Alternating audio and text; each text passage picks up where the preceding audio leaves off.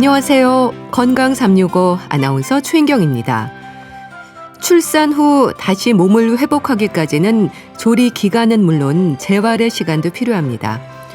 몸의 기능과 관절을 비롯해서 출산 전의 상태로 만들기까지 관리가 필요한 거죠. 특히 늘어난 체중을 줄이기 위한 노력도 필요한데요. 시기와 과정에서 몸에 무리가 되지 않도록 잘 살펴야 한다는 지적입니다. 출산 후의 체중 관리 어떻게 해야 할까요? 체중보다 체형에 관심을 가져야 한다는 지적도 있는데요. 잠시 후에 알아보겠습니다. 건강 365 공이로비의 어디선가 나의 노래를 듣고 있을 너에게 듣고 시작하겠습니다. KBS 라디오 건강 365 함께하고 계십니다. 출산 후 산모들은 체중 관리에 관심이 높아집니다. 건강을 위해서도 체중은 중요할 텐데요. 하지만 무조건 빨리 급하게 체중을 줄이는 게 중요할까 싶기도 합니다. 출산 후 체중 관리 어떻게 해야 할까요? 경희대 한의대 한방부인과 황덕상 교수에게 도움 말씀 듣겠습니다. 교수님 안녕하세요. 네, 안녕하세요. 임신 전과 후에 체중 변화는 당연한 거겠죠? 그렇죠. 아무래도 우리가 아기를 키우면서 몸에서 여러 가지 체중 변화도 있고 신체 변화도 생기는 것은 너무나 자연스러운데 네. 오히려 요즘에는 이제 출산하신 산모들이 느끼기에는 이제 산후풍 걱정보다는 오히려 이제 체중이 늘까봐 오히려 출산하고 나서 몸이 회복되지 않을까봐 이제 걱정을 많이 하시는데 오히려 그런 부분들을 좀 잘 이해를 하시고 네. 건강 관리를 잘 하시고 체중도 적절히 잘 빼시면은 오히려 출산 후에도 더 건강해지는 그런 몸을 충분히 만들 수 있습니다. 네. 체중이 늘까봐 좀 걱정들을 하신다고 하셨는데요. 그럼 임신부터 출산까지 일반적으로 볼 때 어느 정도 체중이 증가하나요? 차이가 큰 것 같기도 하던데요. 그렇죠. 일반적으로 11에서 15kg 정도 이렇게 체중이 늘 수 있다는 것을 정상적으로 보는데요. 네. 근데 이럴 때 이제 모든 사람이 다 체중이 절대적으로 몇 킬로가 늘어야 된다기보다는 오히려 그 임신 전에 BMI, 그러니까 네. 우리 비만도가 어느 정도에 따라서 이 체중 증가하는 권장량도 다릅니다. 예를 들면 우리가 BMI 정상이 한 23에서 25 전후로 보거든요. 네. 그럼 이제 정상 체중이라고 하면은 한 11에서 16kg 정도 체중이 늘던 거는 좀 당연하다고 보는 거고요. 근데 이제 그거보다 아래인 BMI 18.5 이하인 저체중인 경우는 네. 그거보다 오히려 조금 더 체중이 늘어서 12에서 18kg 정도 체중이 늘어도 괜찮다고 하고요. 네. 그리고 오히려 이제 과체중인 분들 BMI가 25 이상이고 30 아래인 사람들은 오히려 7kg에서 11.5kg 정도 느는 게 권장이고 오히려 이제 고도비만이라고 해서 우리가 BMI 30 이상이 되는 분들은 네. 오히려 5에서 9kg 정도만 체중이 늘은 것을 권고하고 있어서 결국은 이런 거에 따라서 내가 임신 전에 준비하면서부터 나의 비만도 또는 이제 그런 거에 따라서 적정 체중이 좀 느는 권장량이 다르고 네. 그런 것이 임신 중에 있는 건강 상태라든지 오히려 이제 태아의 그런 건강 상태와도 관련이 있는 거를 볼 수 있습니다. 네. 그럼 임신을 하고 주차수로 보면 어느 정도 시기부터 체중이 증가하나요? 그렇죠. 우리가 임신 주기를 보면 대체로 이제 3주기로 나누게 되는데요. 네. 보통 임신 초기라 그러면은 이제 3개월, 그러니까 한 일주일부터 12주 정도까지가 되는데 이때는 당연히 아직 이제 태반도 만들어지고 입덧도 조금 하실 수도 있고 갑자기 이제 임신 초반이라서 좀 여러 가지 불안하고 이제 식욕이 좀 늘지 않는 경우도 있어서 네. 평균 1kg에서 2kg 정도 이제 증가를 하게 되는데 그 다음에 이제 임신 중기라고 하는 이제 임신 4에서 6개월 정도 되면은 이때부터는 이제 입덧도 조금 이제 마무리가 되는 분들도 있고 네. 체중이 좀 늘고 이제 크기가 좀 이제 늘어나는 경우들이 있어서 우리가 보통 이제 태아가 이제 만들어지고 기관들이 만들어지고 크기 성장을 하는 거는 보통 20주가 지나면 이제 그때부터 좀 급속하게 또 체중이 좀 느는 경우들이 있거든요. 네. 그럴 때 이제 보통 한 4에서 6kg 정도 이제 늘 수도 있고 네. 또 임신 후기가 돼서 보통 7개월에서 10개월 정도 됐을 때는 이때도 이제 4에서 6개월이 되는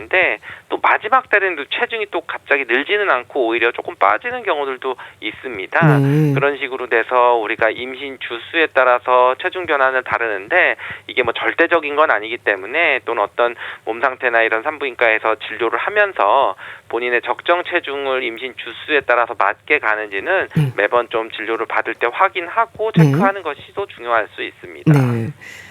이런 체중 증가가 갖는 의미도 있을 것 같은데 어떨까요? 그렇죠. 우리가 임신 중에 체중은 당연히 이제 살을 찌는 것이 아니라 어떻게 보면 이제 임신을 건강하게 유지하고 아기도 건강하게 키우는 그런 필수적인 생리 변화라고 볼 수도 있거든요. 당연히 이제 아기도 체중이 느는 거고 또 아기를 보호하기 위한 또 양수도 있는 거고 또 태반도 적정하게 또 잘 자라야 되고 자궁도 그거에 맞춰서 크기가 증가하기 때문에 각각의 요소들이 뭐 1kg에서 3kg 정도까지 잘 늘어나야지 외부 충격에도 보호가 되고 영향을 주는 데에도 또 보호가 되고 또 그렇다고 너무 또 많이 찌는 것도 또 문제가 되거든요. 그래서 오히려 너무 만약에 예를 들면 양수가 부족하다. 그래도 아기에게 또 문제가 돼서 뭐 조상기가 있거나 또는 저체중아가 되거나 또는 뭐 여러 가지 문제가 될 수도 있고 또 체중이 너무 많아서 이제 문제가 돼서 과체중이 됐을 때에는 임신성 당뇨의 위험들이 또 요즘에 또 많이 있어서 신경을 쓸 수도 있고 뭐 임신성 고혈압이나 뭐 임신 중독증이나 또는 이제 뭐 거대하다든지 또는 뭐 제왕절개 위험들이 높아지다든지 여러 가지 이런 문제들이 좀 생길 수가 있어서 오히려 이제 너무 적어도 안 되고 너무 많아도 안 되고 적정 체중을 유지하는 것이 좋기 때문에 이렇게 너무 한쪽으로 요즘에 어떤 분들은 뭐 작게 나와 크게 키운다 이거보다는 적정한 체중으로 이제 키우는 것이 가장 좋은 그런 안전하고 건강한 그런 임신 출산을 할 수가 있습니다. 근데 임신 전과 비교했을 때요. 체중이 늘었지만 출산 후에는 원래 체중으로 회복이 필요하긴 하죠. 그렇죠. 아무래도 우리가 분만하고 나면은 이제 당연히 이제 아기도 나가고 어떤 출혈도 있고 양수도 빠지니까 짠하고 분만 직후에 체중이 다 회복될 것 같지만 사실 우리가 10달 동안 천천히 체중이 늘고 내가 뭔가 변화가 되어 있고 대사도 또 그 체중에 맞춰서 진행이 됐던 것만큼 또 분만 후에도 서서히 회복되면서 내 체중이 진행이 빠지는 경우들이 있습니다. 그래서 이제 어떤 분들은 출산 직후에도 체중이 정말 아기가 뭐 3kg에서 나갔는데 뭐 체중은 뭐 1, 2kg 정도밖에 체중 변화가 없다는 분들도 있고 그러니까요. 이제 여러 가지가 있는데 그런 것은 어떻게 보면 체중이 빠지고 내 몸이 건강한 생리 상태로 돌아가는 데는 시기가 필요한데요. 그래서 이런 시기에 맞춰서 필요한 것들을 보고 너무 빨리 빠지는 것이 꼭 회복이 잘 되거나 좋은 거는 아니라고 꼭 이제 말씀을 드립니다. 그러니까 말씀하셨듯이 출산을 경험한 분들은요. 출산하자마자 배가 쏙 들어갈 줄 알았는데 그게 아니더라 이런 말 하는 경우가 많습니다. 체중은 속도전이 아닌가 봐요. 그렇죠. 우리가 출산하고 나서 체중이 빠지는 다이어트라고 하는 부분들이 요즘 산모들은 굉장히 많이 신경을 써서 오히려 초반부터 빨리 살이 빠지고 하는 것이 오히려 몸도 좀 빨리 회복이 되고 몸도 가벼워지는 게 아니라고 생각을 하시는데요. 오히려 이제 아주 단순하게 생각해 보면 임신과 출산 과정들은 굉장히 힘든 과정이죠. 뭐 출혈도 많고 굉장히 어떻게 보면 뭐 제왕절개라면 뭐 전신 마취를 하는 경우도 있고 여러 가지 힘든데 그런 중대한 그런 과정을 겪고 났는데 바로 내가 가서 운동을 뛰러 가거나 사우나를 바로 간다고 하면 굉장히 힘들 수 있잖아요. 결국은 우리 몸을 속도전으로 빼는 것보다는 내가 충분히 회복하고 그 회복되는 속도에 맞춰서 꾸준히 빼는 마라톤과 같이 꾸준하게 갔을 때 오히려 건강해지는 것이지 오히려 이게 초기에 너무 빨리 빠져서 짠하고 배가 들어가고 여러 가지 하면은 오히려 출산 직후에 지방이 빠지는가요? 근육이 빠질까요?로 생각을 해본다면은 오히려 근육이 더 빨리 빠지게 되는 경우들이 있거든요. 왜냐하면 우리가 근육이라고 하는 거는 운동도 하면서 먹는 영양이 좀 충분히 좋았을 텐데 오히려 출산 직후에 너무 힘들면은 오히려 살이 많이 팍팍 빠지는 분들 뭐 일주일 만에 빠졌어요, 뭐 열흘 만에 빠졌어요 이런 분들은 오히려 조금 회복되는 과정에서 한 2, 3개월 있다가 오히려 힘들어지고 뭐 폭풍 요요처럼 다시 체중이 늘어나면은 오히려 이때 기초대사량이 줄어든 거에 비해서 먹는 것이 늘어나서 체중이 지방으로 오히려 찌는 분들이 또 있어서 이런 경우는 아주 또 좀 장기적으로 좀 살이 많이 찌는 경우들이 유지되는 게 있어서 오히려 속도전보다는 나의 그런 회복 속도에 맞춰서 빼는 것이 가장 중요합니다. 회복 속도를 봐가면서 이제 빼는 게 중요하다고 하셨는데요. 출산 한 달 만에 원래 체중으로 돌아가고 싶다는 생각도 많이들 하는데 그럼 좀 너무 빠른 거라고 봐야 될까요? 그렇죠. 우리가 한 달 만에 싹 빠지고 뭐 체중이 다 돌아와서 어떻게 보면 예전대로 간 게 되게 건강하게 회복됐다고 오해를 하시는 분들이 있는데 네. 이분들이 이제 저희 뭐 산후조리하러 오시거나 하면 한 두세 달째 오시거든요. 아. 딱 말씀하시는 게 너무 힘들다고. 아, 왜냐하면 그렇군요. 우리가 출산하고 나서 이제 과정에서 중요한 거는 또 이제 육아 과정이 또 있는데 네. 육아 애들이 이제 정말 뭐 한 3, 4개월 되면 6, 7kg 이제 금방 체중이 늘어나고 또 그거에 맞춰서 뭐 모유를 주거나 또 이제 안고 이제 케어를 해야 되는 부분들이 있을 때 필요한 건 근력인데요. 네. 오히려 이제 한 달 만에 다 빠졌다는 것은 어떻게 보면 지방이 빠진 게 아니라 근육이 빠지는 경우들이 더 많거든요. 네. 결국 우리가 회복되는 과정을 보면은 보통 출산 후 3, 4주에는 사실은 살이 빠지는 게 아니라 좀 부종이 빠지는 거고 네. 그거보다 더 빨리 빠지는 거는 당연히 출산하고 한 달 만에 운동을 많이 못하는 거고 굉장히 힘들어하는 상황에서 오히려 먹지 못하기 때문에 영양이 좀 결핍되니까 네. 정말 이제 근육이 좀 빠지고 기력이 더 오히려 빠지는 상태가 된 상태거든요. 그러면 이제 체중은 빠졌는데 오히려 근육도 줄고 체력도 떨어져 있으니까 나는 살 빠졌으면은 체력이 다 올라올 줄 알았는데 너무 힘들고 또 아기는 또 그만큼 더 커지니까 네. 더 힘들고 그러면 이제 모유량도 줄어들고 오히려 회복될 때 막 뭐 탈모가 있다든지 뭐 피부가 더 거칠어진다든지 네. 정말 이제 어떻게 보면 여러 가지 영양 불균형으로 면역력도 떨어지고 하는 부분들이 있기 때문에 한 달 정도까지는 오히려 너무 빨리 빠지는 게 좋진 않고 네. 보통 그래서 우리가 산욕기라고 해서 출산하고 나서 6주 정도까지는 내가 회복을 해야 된다고 하는데 네. 한의학에서는 오히려 이제 뭐 기적의 3개월 뭐 얘기하지만 한 100일 정도까지는 너무 급격하게 다이어트를 하는 것이 좋지 않습니다. 네.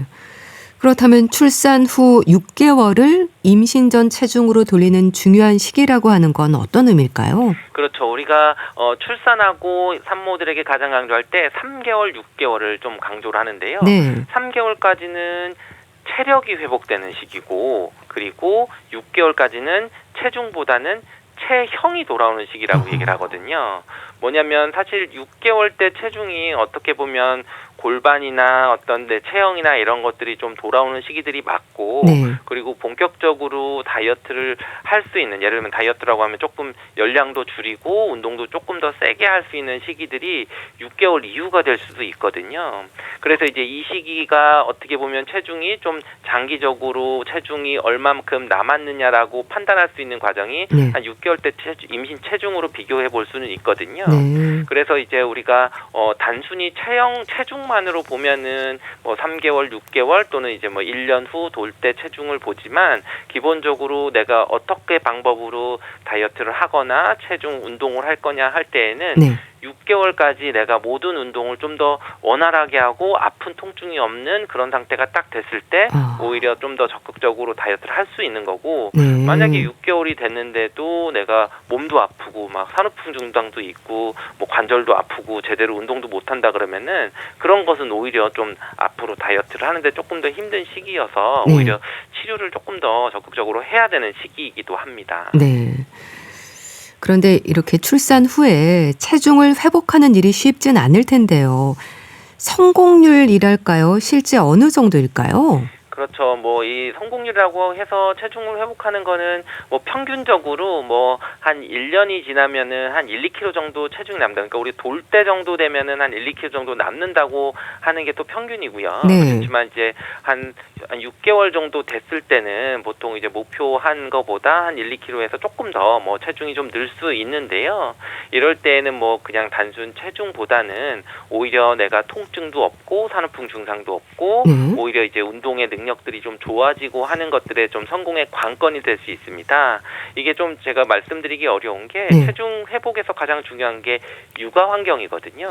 그렇죠. 결국은 이제 출산하고 나서 육아에 도와주거나 적극적인 가족이 많아서 네. 내가 하루에 3시간 정도를 충분히 좀 휴식을 취하고 운동을 하고 내가 육아에서 좀 벗어날 수 있는 사람이 있다면은 네. 굉장히 회복이 빠를 거고요. 근데 만약에 혼자서 좀 이제 그 육아를 하시는 분들이 있으면은 정말 이렇게 잠시도 뭐 밖에 나갈 수도 없고 항상 아기를 봐야 되는 경우도 있으면 아무래도 집에서 활동하는 능력들은 좀 떨어져 있고 피곤하니까 나는 운동도 못 한다. 이런 분들이 있거든요. 그럼 이제 그런 분들은 또 회복이 좀 더딘 경우들이 있고요. 예. 또 중요한 거는 임신 전 전에 운동을 했거나 근육량이 좋은 분들이 오히려 빨리 회복이 됩니다. 그러니까 이제 임신 전에 나는 저희 이제 운동 같이 하는 사람들 중에서도 임신 전에도 정말 뭐 마라톤도 잘 뛰고 운동을 잘했던 분들은 오히려 이제 좀 빨리 회복이 돼가지고 운동을 더 빨리 시작하는 분들도 볼 수 있거든요. 그런 분들은 뭐 출산하고 100일 되기 전에도 막 5km, 10km씩 좀 달리는 거를 충분히 뭐 시간은 그렇게 뭐 단축되진 않지만 충분히 이제 그 기간 동안 해도 뭐 관절 안 아프고 운동량을 늘릴 수 있으면은 오히려 체중 회복도 잘 되고 뭐 골반도 잘 회복이 되는 것들을 볼 수 있고 임신 전에도 이제 운동이 굉장히 적고 근육량이 적었던 분들은 오히려 회복이 좀 더딘 그런 분들을 볼 수 있습니다. 네. 앞서 6개월이 이제 체형이 돌아오는 시기라서 이 시기가 중요하다고 하셨는데요. 사실 체중보다 중요한 건 체형이라고 또 말을 하잖아요. 어떻게 이해하면 될까요? 그렇죠. 우리가 기본적으로 이 여성에게 있어서 골반이 벌어지고 이제 골반이라고 하면은 우리 뼈에 있는 그런 연결되어 있는 이제 천장관절이라든지 뭐 치골 결합 이런 부분들이 사실은 벌어지게 되면서 우리 무릎도 틀어지고 골반도 틀어지고 하는 체형들이 바뀌게 되는 거거든요.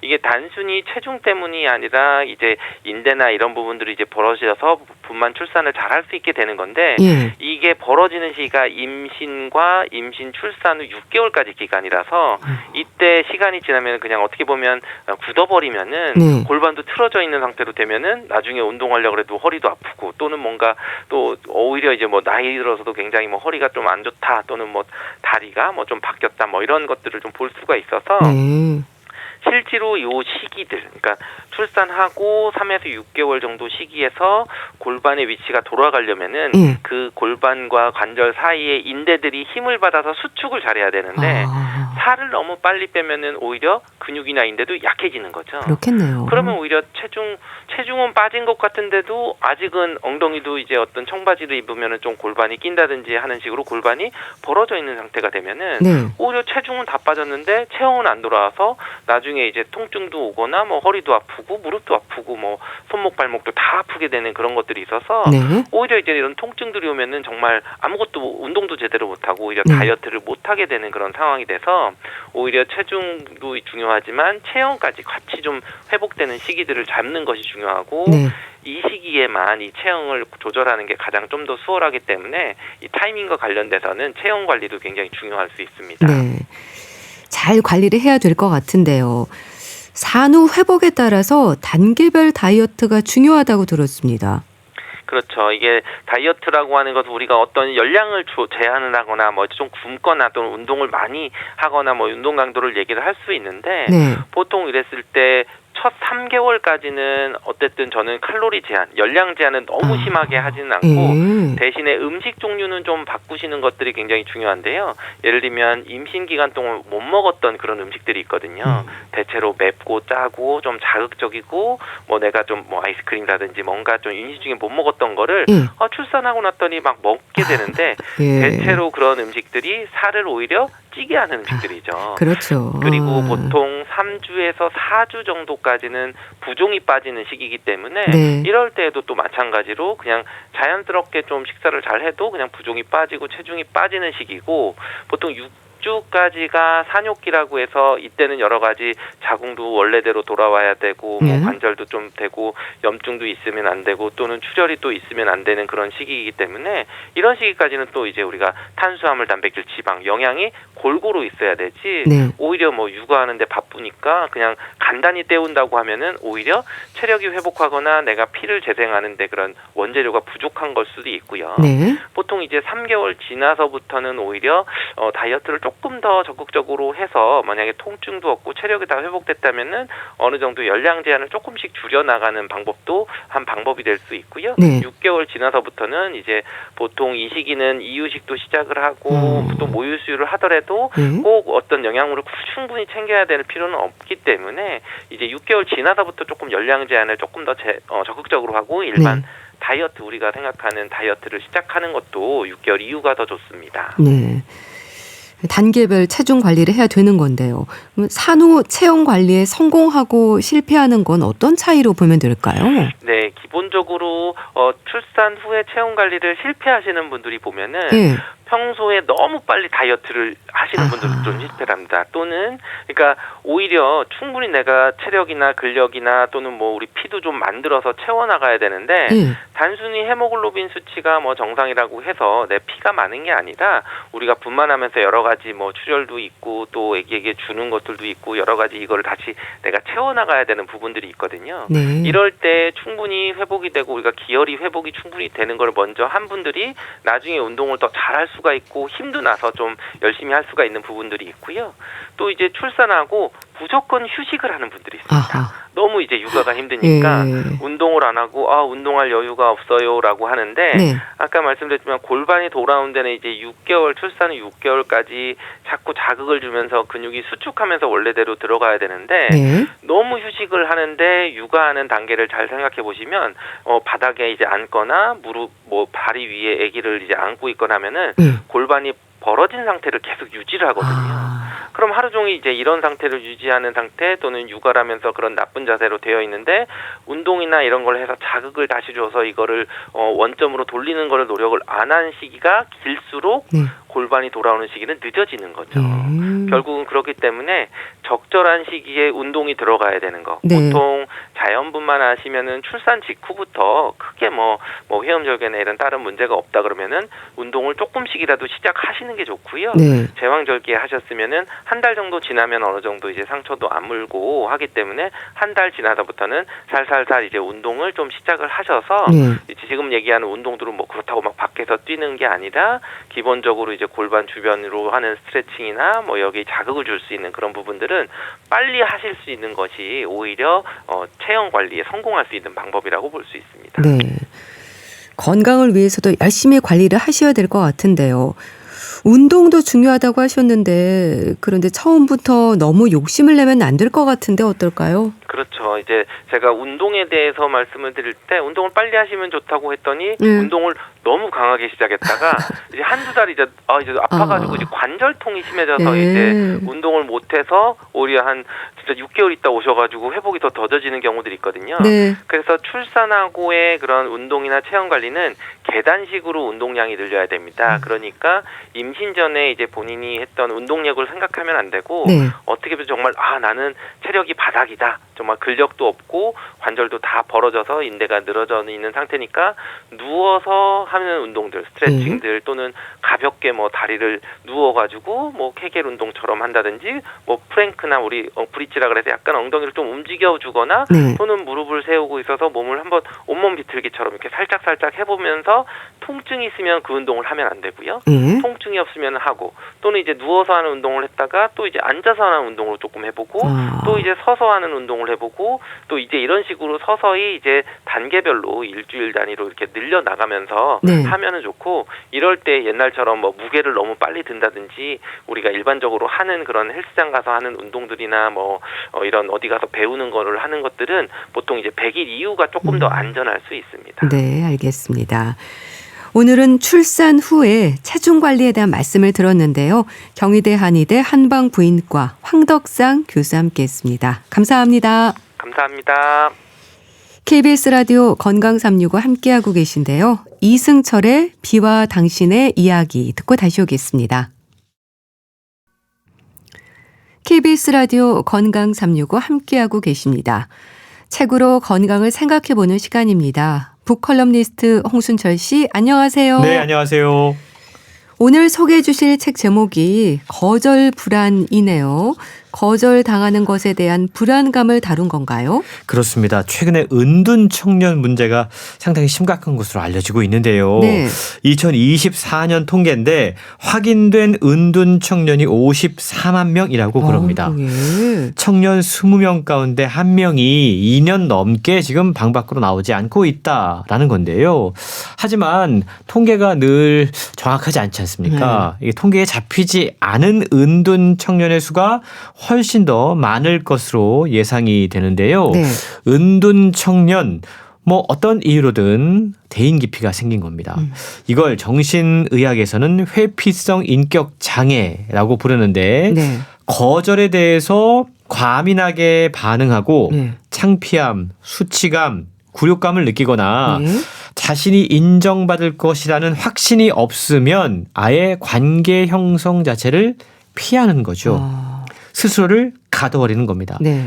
반복된 실패 경험, 거절에 대한 불안이 사람을 방 안에 가둬버리는 건데요. 네. 최근 어떤 식으로든 혹시 거절당한 경험이 있으셨어요? 아, 그렇죠. 있으셨군요. 네. 전혀 없으실 것 같은데. 아유, 저는 식당에 갔는데 거절당했습니다. 아유. 네, 자리가 만석이라고 거절당했는데요. 사실 그런 종류의 거절도 되게 기분이 나쁘거든요. 아, 그렇죠. 우리는 살면서 다양한 종류의 거절을 경험하게 됩니다. 네. 회사에서 정말 열심히 어떤 기획안을 준비를 했는데 킬당할 경우가 있죠. 아유, 그런 경우 있죠. 단톡방에 분명히 있는데 나만 빼고 자기들끼리 막 이야기해요. 네. 이거 내가 지금 거절당하고 있는 거거든요. 소개팅 상대가 내 메시지를 읽기만 하고 답이 없을 때 마음속에 깊은 상처를 입게 됩니다. 그렇죠. 그리고 이게 마음의 상처로 그치는 게 아니라 이때부터 오버띵킹을 하기 시작하죠. 머릿속에서는 온갖 상상이 시작됩니다. 네. 진화 인류학자이면서 정신과 전문의인 서울대학교 박한선 교수는 이 낯익은 고통에 거절 불안이란 이름을 붙이고 왜 요즘 익십이라고 하죠. 네. 예. 읽었는데 씹히는 거, 손절 예. 이런 것들, 강박이라든가 회피, 또 관계 집착이나 자기 소멸에 이르기까지 네. 우리 일상 가운데 거절 불안이 상당히 많이 있다라고 소개하면서 거절 불안에 관한 모든 것에 대해서 상당히 진지하면서 그리고 유쾌하게 설명해 나가고 있습니다. 저자가 진화 인류학자이면서 정신과 전문의라고 하셨는데요. 이력이 좀 특이하네요. 그렇죠. 그만큼 인간에 대한 관심이 상당히 높은 건데요. 네. 깊은 겁니다. 인류학과 교수이면서 정신과 전문의라는 특이한 이력을 가진 저자는 왜 이렇게 인간의 마음이 오락가락하는지 그리고 인간의 행동이 좌충우돌하는 이유는 무엇인지 이런 관심과 호기심으로 진화 인류학과 임상의학을 함께 공부했다고 그래요. 네. 이번 책을 통해서 박한선 교수는 거절의 경험이 낳은 불안과 모순의 심리학을 소개하고 있는 겁니다. 네. 그러니까 불안 그리고 이 모순이 뭔가 마음의 병이 되는 과정 그리고 그것이 집요하게 우리의 삶에 고통을 안기고 우리를 괴롭히는 그 과정을 추적하고 있는 건데요. 저자는 책을 시작하면서 재미있는 한 가지 실험을 소개하고 있습니다. 네. 이 실험에서 온라인 공던지기 게임을 하는데 소외당한 피실험자의 뇌를 스캔했습니다. 그러니까 공던지기 게임을 하는데 누군가는 계속 공을 못 받아요. 아, 예. 그 사람의 뇌를 스캔한 건데 이 사람의 뇌에서 실제로 누군가에게 맞았을 때 느끼는 신체 통증과 동일한 부위가 활성화되는 걸 발견했다고 네. 그럽니다.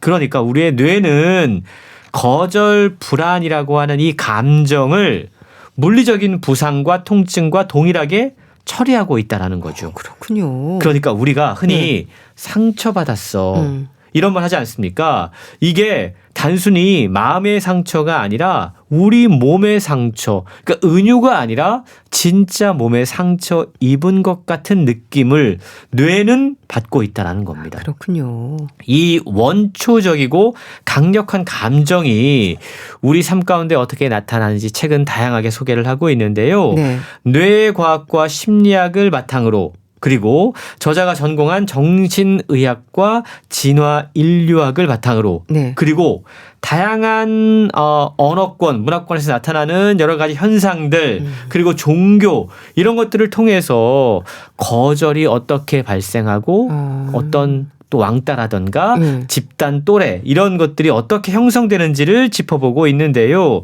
거절에 대한 두려움을 이해를 해야지 뭔가 치유가 시작된다라고 책을 통해 설명하고 있는 겁니다. 거절에 대한 두려움을 통찰로 바꾸는 자기 이해. 그것도 쉽지 않을 것 같긴 한데요. 그러니까 참 마음의 고통이 신체적인 고통과 뇌에서 같은 반응을 일으킨다는 게 놀랍네요. 그렇습니다. 정말로 흥미로운 실험이죠. 네. 그러니까 거절 불안의 상처가 몸에 난 상처와도 같다라는 겁니다. 네. 정신의학은 우리가 일상에서 경험하는 다양한 거절 불안의 모습에 각기 다른 진단명을 붙이고 있습니다. 네. 예를 들자면 일상적인 대화뿐만이 아니라 식당에서 메뉴 고르는 것조차 되게 불안해하고 두려워하는 사람들이 있어요. 있죠. 이런 분들을 우리가 사회불안장애라고 부르죠. 그리고 거절당하기 전에 먼저 모든 관계를 끊어버리는 은둔청년 같은 경우를 우리가 회피성 인격장애라고 부릅니다.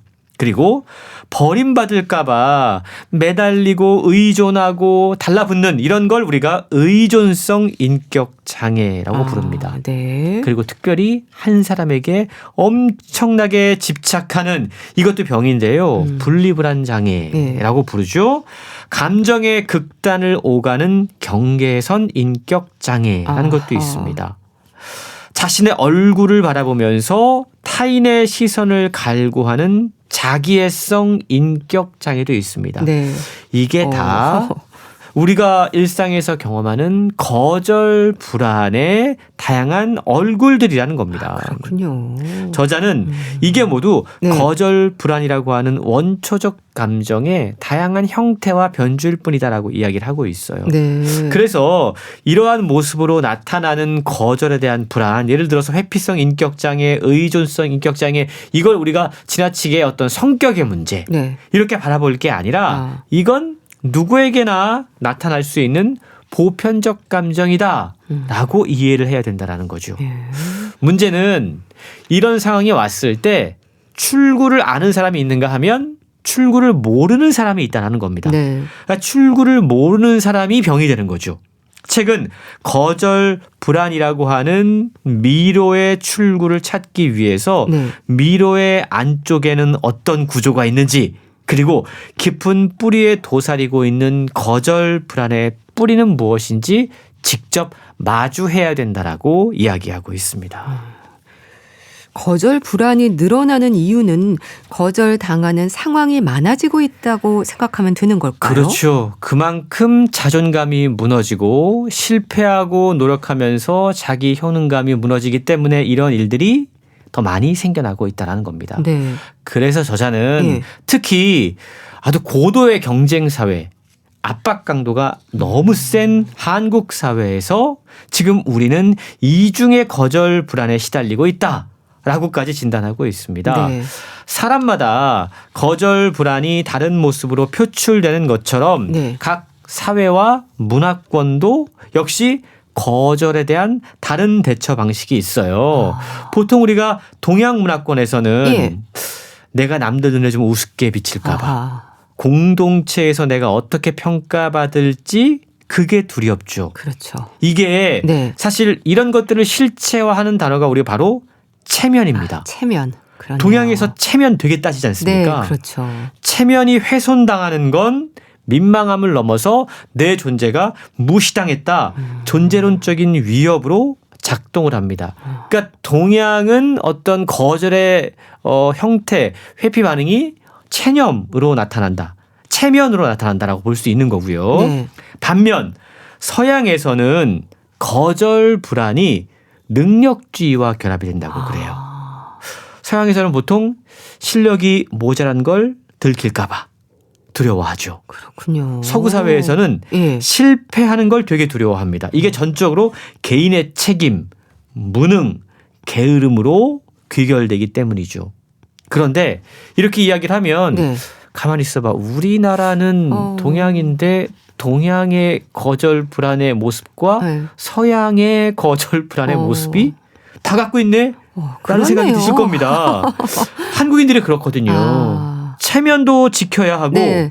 능력도 스스로 증명을 해야 됩니다. 그렇네요. 고개를 숙이면 당당하지 못하다고 지적을 받고요. 네. 고개 들면 어떡하죠? 버릇없다고 혼납니다. 좀 어렵네요. 한국 사회가 이렇게 어려운 사회라는 거예요. 네. 저자는 이러한 한국인의 모습이 거절 불안이 사회와 얼마나 깊숙이 연관되어 있는지를 잘 보여주고 있다라고 이야기합니다. 네.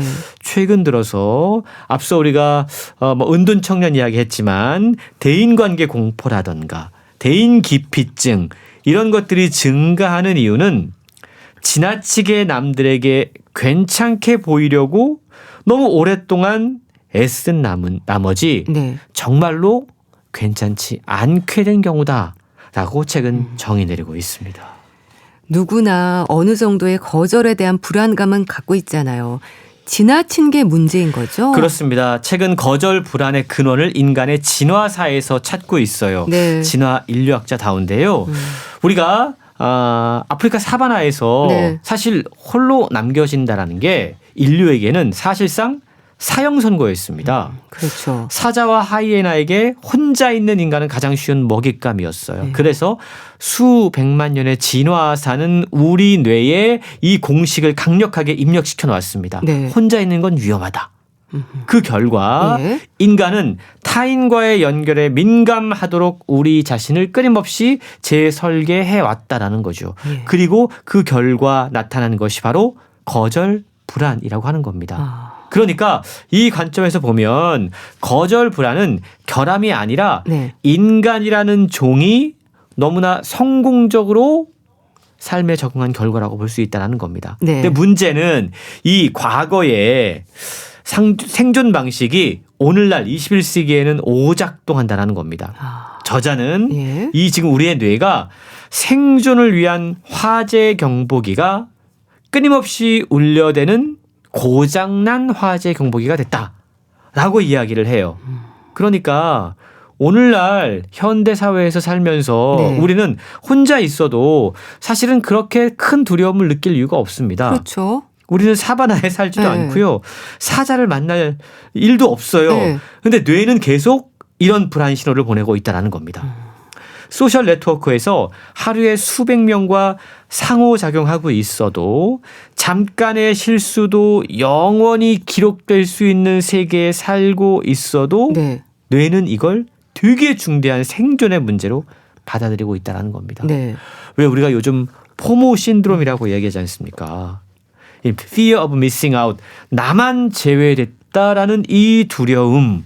다들 주식 투자로 돈 벌었는데 나만 못 벌었네. 그렇네요. 네. 예. 다들 인정받는데 나는 계속 거절당하네. 네. 이런 감정이 반복이 되면 이게 병이 되고 자기 자신을 부정하고 자기 자신을 학대하는 단계까지 도달할 수 있다고 그럽니다. 네.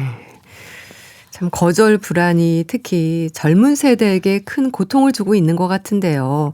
자, 그럼 이 병리적인 현상에서 벗어나기 위한 방법 뭘까요? 좀 제시가 되고 있나요? 네, 개인적인 노력도 필요하지만 네. 우리 사회도 조금 너그러워질 필요가 있습니다. 그렇죠. 저자는 우리가 느끼고 있는 죄책감, 수치심, 자기 비난 이건 사실 순수한 개인의 감정이라고 볼 수 없다라고 이야기해요. 이건 네. 우리 사회가 우리 안에 심어놓은 일종의 통제 장치의 일환이라는 거죠.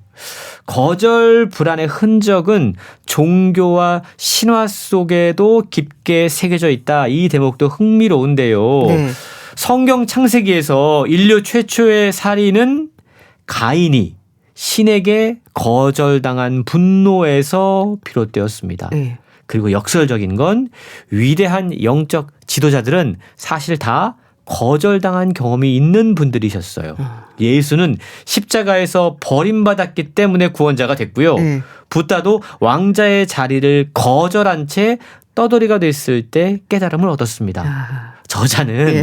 이 인류학적인 관점에서 네. 이 역설 속에서 중요한 통찰을 발견하는 겁니다.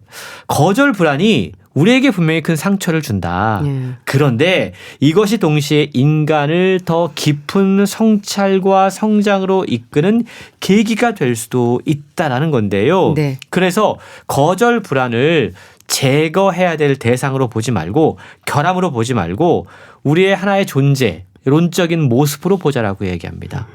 빛이 있으면 어둠이 있지 않습니까? 그렇죠. 마찬가지로 거절 불안도 우리가 존재하는 한 사라지지 않는다라는 거죠. 중요한 건 거절 불안을 그래서 몰아내고 없애려고 하지 말고 이해하고 인정하는 것, 이것이 필요하다라고 이야기하고 있습니다. 내가 어느 지점에서 왜 거절 불안을 느끼는지 이해하면 뭔가 좀 달라질 수 있는 걸까요? 그렇습니다. 내가 왜 상처받고 있는지, 네. 왜 내가 지금 이 관계, 이 모임에서 인정을 받고 싶어 하는 건지, 나는 왜 거절을 두려워하고 있는 건지, 이걸 온전히 알게 되는 순간 우리는 불안의 정체를 알게 되는 거죠. 네. 그 소나기에서 벗어날 수 있다는 겁니다. 저자는 네. 우리가 느끼는 불안 가운데 사실은 상당수가 정체가 없을 수도 있다는 점을 이야기하고 있어요. 그렇네요. 제대로 알고 보면 실체가 없는 것일 수도 있습니다. 네. 익십 하나 해도 흔들리는 우리의 마음을 병으로 규정하지 말고 네. 자기 혐오를 자기 이해로 바꾸고 두려움을 성찰로 바꾸는 방법을 책을 통해 제시하고 있는데요. 네. 우리가 거절 불안의 다양한 얼굴과 그림자를 안다고 해서 이것이 마치 마법처럼 우리에게서 완전히 떠나간 것은 아닙니다. 하지만 내가 지금 무엇 때문에 괴로워하고 있는지, 나를 괴롭히고 있는 존재가 무엇인지 네. 똑똑히 마주하는 것이야말로 우리가 거절 불안을 인정하고 그것과 함께 살아가는 출발점이 될 수 있다라고 저자는 설명하고 있습니다. 네. 상대의 거절을 나의 존재 가치에 대한 거부가 아니라 그 사람의 상황으로 분리해서 바라보는 연습, 좀 적당한 거리감을 인정하는 태도가 필요하지 않을까 싶습니다. 책 거절 불안 잘 들었습니다. 북컬럼니스트 홍순철 씨 감사합니다. 고맙습니다. 신해철의 길 위에서 보내드리면서 인사드릴게요. 오늘 방송은 KBS 콩 유튜브 채널로도 다시 들으실 수 있습니다. 건강365 아나운서 최인경이었습니다. 고맙습니다.